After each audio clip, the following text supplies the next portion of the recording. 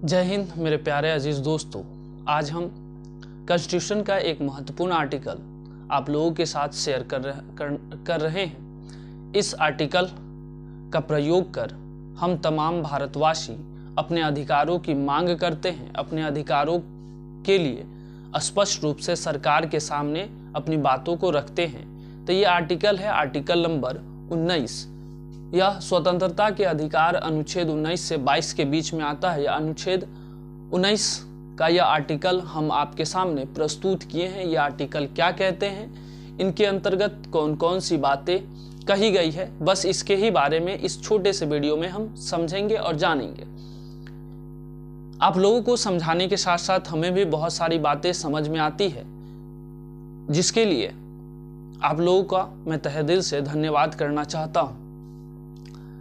तो अनुच्छेद 19 क्या कहता है, इसमें क्या बात कही गई है, चलिए पढ़ते हैं। अनुच्छेद 19 वाक स्वतंत्रता आदि विषयक कुछ अधिकारों का संरक्षण दिलाता है। यह आर्टिकल 19 का खंड 1 कहता है नागरिकों को, यानी भारत के जितने भी नागरिक हैं सभी को यह अधिकार है, यह स्वतंत्रता है।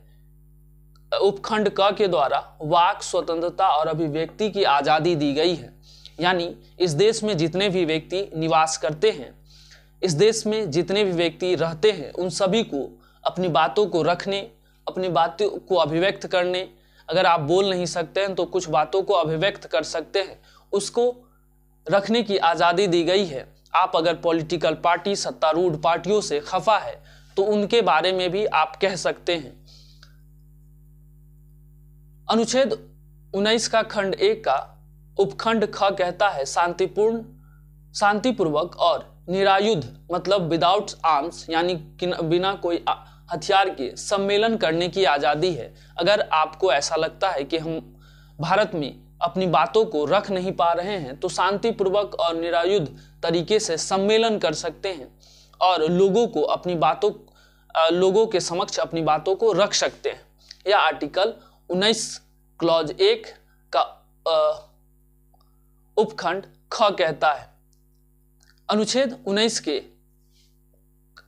खंड 1 में उपखंड ग कहता है संगम या संघ या सहकारी समिति बनाने की आजादी, मतलब आपको यह पूरा अधिकार दिया गया है कि आप भारत के अंदर अपनी बातों को रखने के लिए एक संघ बना सकते हैं, एक सहकारी समिति बना सकते हैं किसी व्यवस्था को चलाने के लिए।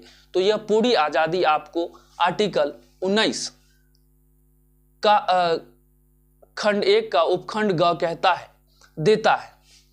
उसी में आर्टिकल 19 का खंड 1 का खंड घ कहता है भारत के राज्य क्षेत्र में सर्वत्र आवाज संचार की आज़ादी है, मतलब आप भारत के अंदर कहीं भी घूम सकते हैं, रह सकते हैं, अपनी बातों को रख सकते हैं भारत के राज्य क्षेत्र के अंतर्गत।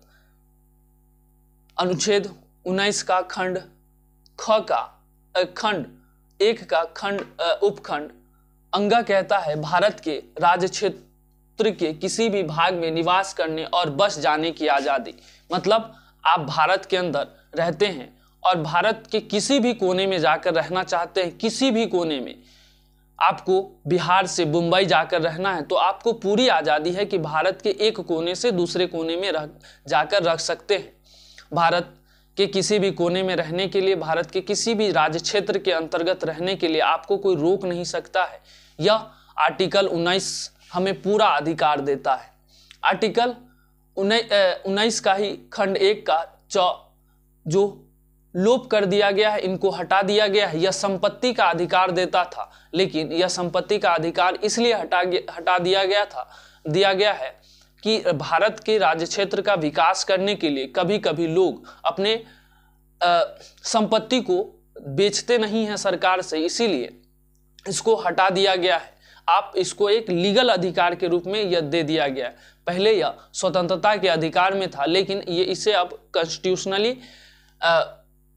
इसको कॉन्स्टिट्यूशन में दूसरे जगह पे शिफ्ट कर दिया गया है और यह स्वतंत्रता का अधिकार नहीं रह गया, संपत्ति का अधिकार स्वतंत्रता का अधिकार नहीं रह गया।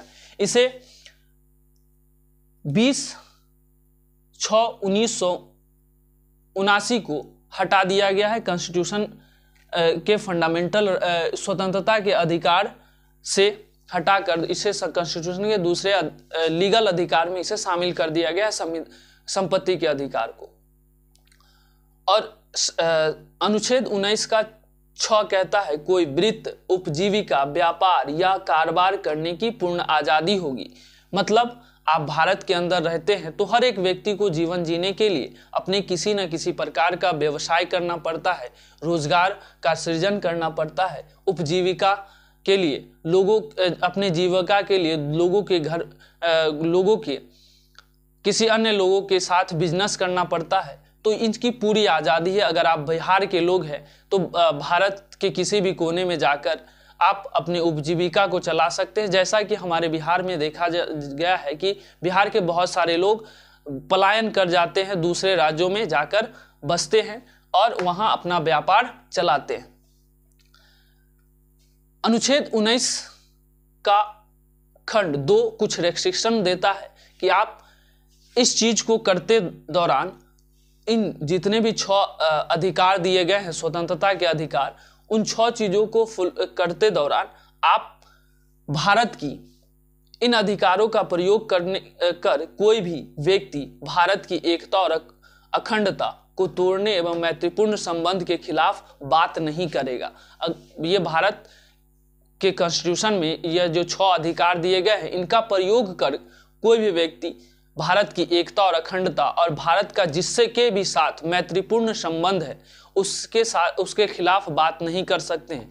बशर्ते अगर वो चीज गलत लगता है तो आप अपनी सरकार से कहिए, बस उसकी मैत्रीपूर्ण संबंध के खिलाफ आप बात नहीं कर सकते, ताकि उसका मैत्रीपूर्ण जो संबंध है भारत का वह किसी अन्य देश के साथ टूट जाए, खराब हो जाए। तो ये कुछ महत्वपूर्ण अधिकार है जिसको हमको जानना बहुत जरूरी था, इसीलिए हम इस वीडियो में आपको बताने का प्रयास किए हैं, समझाने का प्रयास किए हैं। आपको समझाने से हमें भी कुछ जानकारी अच्छी तरीके से मिल जाती है, क्योंकि बहुत सारे वीडियो को बनाने के लिए रिसर्च करना पड़ता है।